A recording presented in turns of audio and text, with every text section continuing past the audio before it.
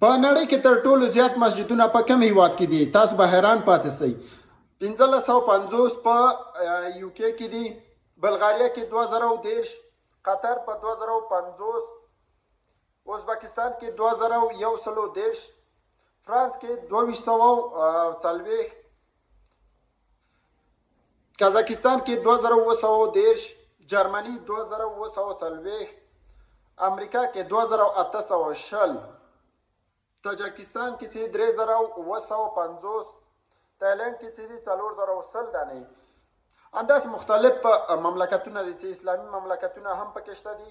یو ای ای 5200، اردن کې چې دي 4060. یعنی تاسو په اخره کې حیران پاتې شئ چې کوم مملکت تر ټولو زیات مسجدونه پکې دي. هغه هم د یعنی روسیا ده چې 8200 مسجدونه پکې ټول مملکت کې دي.